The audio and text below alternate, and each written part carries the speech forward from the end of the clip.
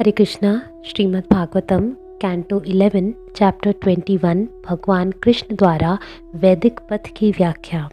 भगवान ने कहा, जो मुझे प्राप्त करने वाली उन विधियों को जो भक्ति, वैश्लेषिक दर्शन, ज्ञान तथा नियत कर्मों के नियमित निष्पादन कर्म योग से युक्त है, त्याग देता है और भौतिक इंद्रियों से चलायमान होकर शुद्ध इंद्रिय तृप्ति में लग जाता है, वह निश्चय ही बारंबार संसार चक्र में फंसता जाता है।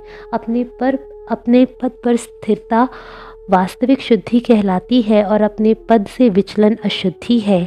इस तरह दोनों को निश्चित किया जाता है।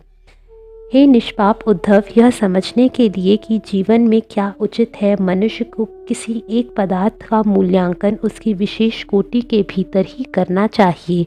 इस तरह धर्म का विश्लेषण करते समय मनुष्य को शुद्धि तथा अशुद्धि पर विचार करना चाहिए। इसी प्रकार अपने सामान्य व्यवहार में मनुष्य को अच्छे तथा बुरे में अंतर करना चाहिए और अपनी शारीरिक दीर्घ जीविता अति जीवन के लिए उसे पहचानना चाहिए कि क्या शुद्ध है और क्या अशुद्ध है। मैंने जीवन की यह शैली उन लोगों के लिए प्रकट की है जो सांसारिक धार्मिक सिद्धांतों का भार वहन कर रहे हैं। पृथ्वी, जल, अग्नि, वायु तथा आकाश ये 5 मूलभूत तत्व हैं जिनसे ब्रह्मा से लेकर जड़ प्राणियों तक समस्त बद्ध जीवों के शरीर बने हैं। ये सारे तत्व उसी एक भगवान से उद्भूत होते हैं। हे उद्धव, यद्यपि सारे शरीर उन्हीं 5 तत्वों से बने हैं और इसलिए समान है, किंतु वैदिक ग्रंथ ऐसे शरीरों की कल्पना भिन्न भिन्न नामों तथा रूपों में करते हैं जिससे जीव अपने जीवन लक्ष्य प्राप्त कर सके। हे संत उद्धव, मैंने भौतिकतावादी कर्मों पर प्रतिबंधित करने के लिए यह सुनिश्चित कर दिया है कि देश काल तथा सारी भौतिक वस्तुओं में से कौन उचित है और कौन अनुचित है। स्थानों में से वे स्थान दूषित माने जाते हैं जो धब्बेदार 12 सिंगाओं से रहित हैं, जो ब्राह्मणों के प्रति भक्ति से रहित हैं, जहाँ धब्बेदार 12 सिंगे होते हैं किंतु जो सम्माननीय व्यक्तियों से रहित होते हैं, तथा कीकट जैसे प्रदेश एवं वे स्थान जहाँ स्वच्छता तथा संस्कारों की अवहेलना की जाती है, जहाँ मांस भक्षकों का प्राधान्य होता है और जहाँ पृथ्वी बंजर होती है। कोई काल विशेष तब शुद्ध माना जाता है जब वह अपनी प्रकृति से अथवा उपयुक्त साध सामग्री प्राप्त होने से मनुष्य के नियत कर्तव्य को करने के लिए उपयुक्त हो। वह काल जो किसी के कर्तव्य में बाधक हो अशुद्ध माना जाता है। किसी व्यक्ति की शुद्धि या अशुद्धि की स्थापना दूसरी वस्तु के संप्रयोग से, शब्दों से, अनुष्ठानों, संस्कारों से, काल के प्रभाव से अथवा अपेक्षित महत्व से की जाती है। अशुद्ध वस्तुएं किसी व्यक्ति पर पाप लगा सकती हैं अथवा नहीं भी लगा सकती, जो व्यक्ति की शक्ति अथवा दुर्बलता, बुद्धि, संपत्ति, स्थान तथा भौतिक स्थिति के पर निर्भर करता है। अन्न, लकड़ी के पात्र, अस्थि से बने पदार्थ, धागे, द्रव, अग्नि से प्राप्त वस्तुएं, चमड़े तथा मिट्टी से बनी वस्तुएं, ये सब काल, वायु, अग्नि, पृथ्वी तथा जल के द्वारा अलग अलग से अथवा उनके मिले जुले रूप में शुद्ध हो जाती है।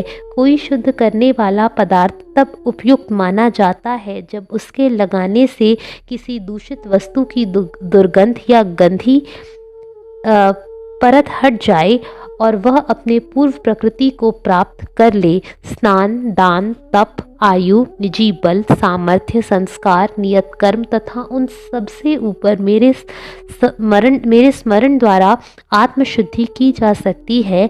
ब्राह्मण तथा अन्य द्विजातियों को अपना अपना विहित कर्म करने के पूर्व ठीक से शुद्ध हो लेना चाहिए। मंत्र तब शुद्ध होता है जब उसका समुचित ज्ञान के साथ उच्चारण किया जाए तथा कोई कर्म तब शुद्ध बनता है जब वह मुझे अर्पित किया जाए।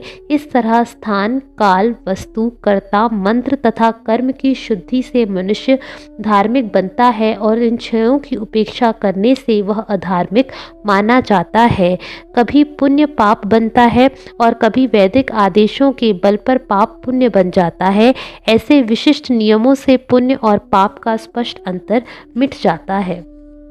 जिन कर्मों से एक उच्चासीन व्यक्ति नीचे गिरता है, उन्हीं के द्वारा वे व्यक्ति नीचे नहीं गिरते जो पहले से गिरे हुए पतित हैं। निसंदेह जमीन पर लेटा रहने वाला व्यक्ति और नीचे कैसे गिर सकता है? वह भौतिक संगति जो मनुष्य के अपने स्वभाव द्वारा निर्देशित होती है, सद्गुण मानी जाती है। किसी पापपूर्ण या भौतिकतावादी कर्म से अपने को दूर रखकर मनुष्य उसके बंधन से मुक्त हो जाता है।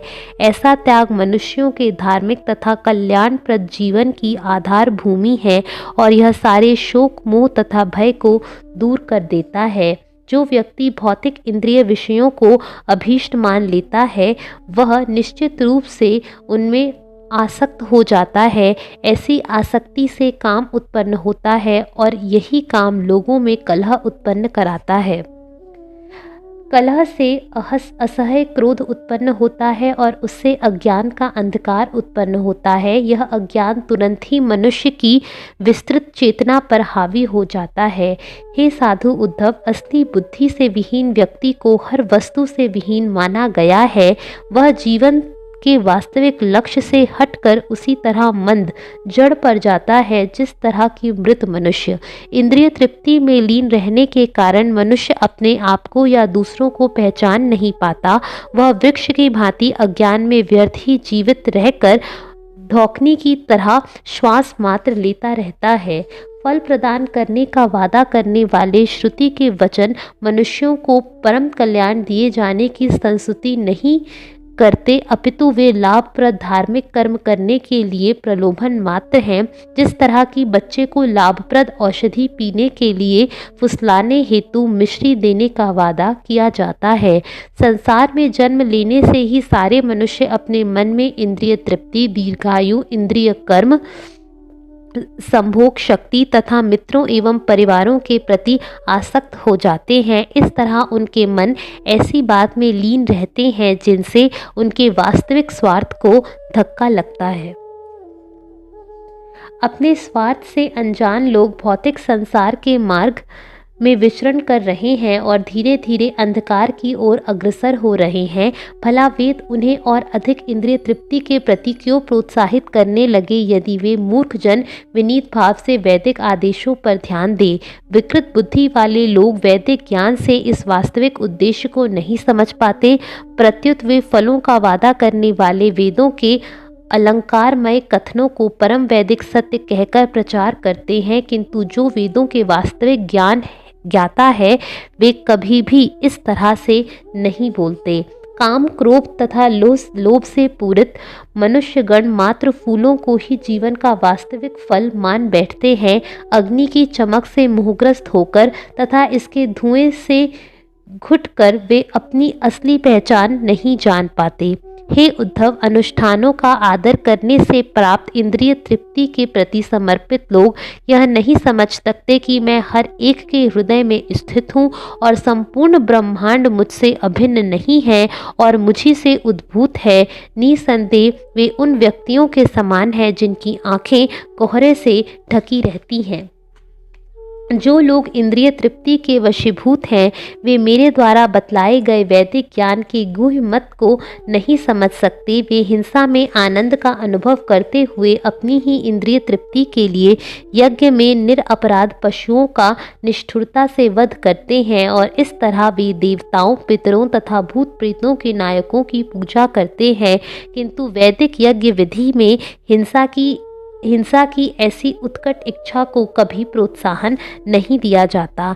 जिस तरह कोई मूर्ख व्यापारी व्यर्थ की व्यापारिक सट्टेबाजी में अपनी असली संपत्ति गवा देता है, उसी तरह मूर्ख व्यक्ति जीवन की वास्तविक मूल्यवान वस्तुओं को त्याग कर स्वर्ग जाने के पीछे पड़े रहते हैं, जो सुनने में मोहक तो है किंतु स्वप्न सदृश असत्य है। ऐसे मोहग्रस्त लोग अपने हृदयों में यह कल्पना करते हैं कि वे सारे भौतिक वर प्राप्त कर सकेंगे। रजो, सतो तथा तमोगुण में स्थित लोग इंद्र इत्यादि विशिष्ट देवताओं तथा अन्य अर्चा विग्रहों की पूजा करते हैं, जो उन्हें रजो, सतो तथा तमोगुण को प्रकट करते हैं, किंतु वे मेरी समुचित पूजा करने में विफल रहते हैं। देवताओं के उपासक सोचते हैं वह हम इस जीवन में देवताओं की पूजा करेंगे और अपने यज्ञों के बल पर हम स्वर्ग जाकर वहां भोग करेंगे। भोग समाप्त होने पर हम सब इस जगत में लौट आएंगे और राज परिवारों में वैभवशाली गृहस्थों के रूप में जन्म लेंगे। ऐसे लोग अत्यधिक घमंडी तथा लालची होने से वेदों के अलंकार युक्त शब्दों से मोहित हो जाते हैं। वे मुझ भगवान की कथाओं के प्रति आकृष्ट नहीं होते। 3 कांड वाले वेद अंततः यह बतलाते हैं कि जीव ही शुद्ध आत्मा है, किंतु वैदिक ऋषि मुनि तथा मंत्र गुह्य रूप से बतलाते हैं और मैं भी ऐसे गोपनीय वर्णनों से प्रसन्न होता हूँ। वेदों की दिव्य ध्वनि को समझ पाना अत्यंत कठिन है और वह प्राण, इंद्रियों तथा मन के भीतर विभिन्न स्तरों में प्रकट होती है। यह वैदिक ध्वनि समुद्र के समान असीम, अगाध तथा अथाह है। मैं सारे जीवों के भीतर असीम, अपरिवर्तनीय तथा सर्वशक्तिमान भगवान के रूप में निवास करते हुए सारे जीवों के भीतर ओमकार के रूप में वैदिक ध्वनि सुस्थापित करता हूँ। वह उसी तरह सूक्ष्म अनुभव की जाती है जिस तरह की कमल नाल का एक तंतु। जिस प्रकार मकड़ी अपने हृदय में अपना जाला निकाल कर मुख मार्ग से बाहर उगलती है, उसी तरह भगवान गूंजती हुई आदि प्राणवायु के रूप में अपने को प्रकट करते हैं। इस प्राणवायु में सारे पवित्र वैदिक छंद तथा दिव्य आनंद भरे रहते हैं। इस तरह प्रभु अपने हृदय के आकाश से अपने मन के द्वारा महान तथा असीम वैदिक ध्वनि को उत्पन्न करते हैं, जो स्पर्श जैसी नाना प्रकार की ध्वनियों को जन्म देती है। यह वैदिक ध्वनि हजारों दिशाओं में फूटती है और ओमकार वर्ण से विस्तृत विभिन्न अक्षरों से अलंकृत होती है, यथा व्यंजन, स्वर, ऊष्म तथा अनस्त। तत्पश्चात अनेक मौखिक वेदों से वेद का विस्तार होता है और विभिन्न छंदों में अभिव्यक्ति होती है, जिनमें प्रत्येक छंद पिछले वाले से 4 वर्ण अधिक होता है। अंत में भगवान वैदिक ध्वनि के अपने स्वरूप को अपने ही भीतर समेट लेते हैं। वैदिक छंद हैं गायत्री, उष्णिक, अनुष्टुप, बृहति, पंक्ति, त्रिष्टुप, जगति, अतिछंद, अत्यष्टि, अतिजगति तथा अतिविराट।